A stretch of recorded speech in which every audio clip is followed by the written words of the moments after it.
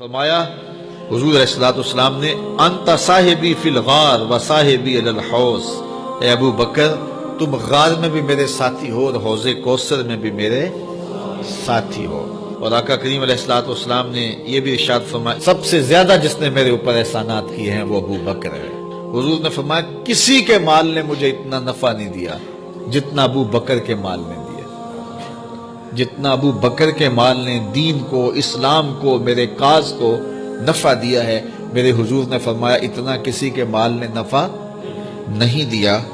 اللہ اکبر۔ فبکا ابو بکر، تو جب یہ بات حضور نے کہی تو ابو بکر رونے لگے۔ وقال ما انا ومالی الا لک، حضور میں بھی آپ کا ہوں، مال بھی آپ کا ہے۔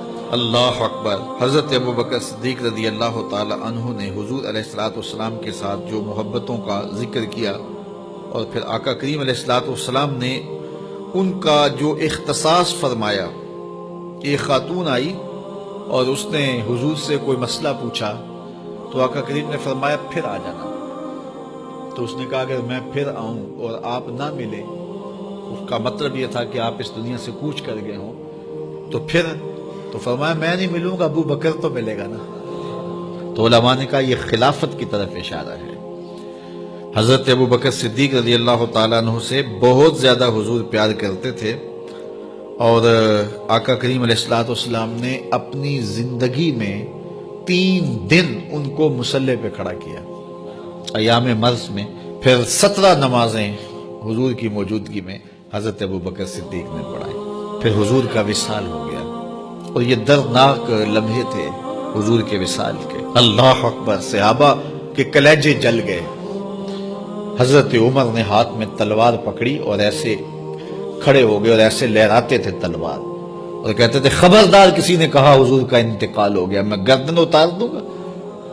کوئی وصال نہیں ہوا حضور کا، حضور تھوڑی دیر بعد اپنی حالت پہ آ جائیں گے، یہ سکتے کی کیفیت ہے۔ حضرت زید بن عبداللہ کے بیٹے نے جا کے کہا ابا جی حضور کا انتقال ہو گیا، تو انہوں نے باغ میں پانی دے رہے تھے، سب کام چھوڑ دیا، ہاتھ اٹھائے گا اللہم اذہب بصری حتی لا ارا بعد حبیبی محمد احدا، اے اللہ مجھے اندھا کر دے، آنکھوں کے دیے اس لیے روشن تھے کہ تیرے محبوب کو دیکھوں، جب حضور چلے گئے ہیں تو میں نے یہ چراغ کیا کرنے ہیں، بجھا دے ان چراغوں کو۔ تو کیا کیفیت تھی۔ حضرت فاطمہ بول رہی ہیں صبت علیہ مصائب لو انہا صبت علی الایام سرنا لیالیا، میرے اوپر وہ مصیبتیں ٹوٹی ہیں اگر یہ دنوں پہ ٹوٹ پڑتی تو دن کالی راتیں بن جاتے۔ تو تھوڑی خبر تھی حضور کا وصال۔ اچھا جب یہ کیفیت تھی صحابہ کی، اس نازک موقع پہ چونکہ منافق اندر ہی ہوتے ہیں، تو منافقوں نے ایک کھیل کھیلا، وہ صحابہ میں پھیل گئے اور کہنے لگے واہ واہ حضور کے دم سے رونقیں تھیں، مسجدیں آباد تھیں، سجدے تھے، قرآن کی تلاوت تھی، اب کس نے نماز پڑھنی ہے میاں، اب کس نے روزہ رکھنا ہے، اب کس نے زکوٰۃ دینی ہے، اب کس نے حج کرنا ہے، ختم کہانی ختم کہانی، یہ بات کرنی شروع کر دی۔ اب یہ بڑی نازک صورتحال، تو کیا حضرت ابو بکر کا کلیجہ نہیں جل رہا تھا؟ لیکن اس موقع پہ حضرت ابو بکر کھڑے ہوئے، اور پھر حضرت ابو بکر صدیق نے لوگوں سے مخاطب ہو کہا لوگوں مجھے ایک بات بتاؤ کہ تم اللہ کی عبادت کرتے تھے یا حضور کی کرتے تھے؟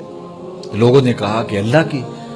تو کہا کہ کیا حضور کے وصال کے بعد تم اللہ کی عبادت چھوڑ دو گے؟ کہا نہیں۔ کہا مجھے بتاؤ جس دین کو سر بلند کرنے کے لیے حضور نے اپنی ساری زندگی لگا دی، تو کیا حضور کے چلے جانے کے بعد اس مشن کو چھوڑ دو گے؟ لوگوں نے کہا نہیں۔ تو کہا پھر اٹھو اور نبی کے دین کا پرچم تام لو۔ حضور کا وصال ہو گیا ہے، اب حضور کے مشن کو ہم نے اٹھانا اور اپنے کندھوں پہ وہ بوجھ لینا ہے۔ تو کیا جس کے لیے حضور نے اپنی جان تک دے دی، تو کیا ہم وہ مشن چھوڑ دیں گے؟ صحابہ کے اندر ہمت پیدا ہوئی، کہا کیوں چھوڑیں گے، ہم تو اٹھیں گے اور پہاڑوں سے بھی ٹکرا جائیں گے۔ تو یہ وہ موقع تھا جس موقع کو سنبھالا حضرت ابو بکر نے۔ منافق تو چال چل گئے تھے، صحابہ پر صدموں کے پہاڑ ٹوٹ رہے تھے، ساری ذریت اسلام ساری زندگی جو ہے وہ تعریفیں کرتی رہے، مدح و ستائش کرتی رہے۔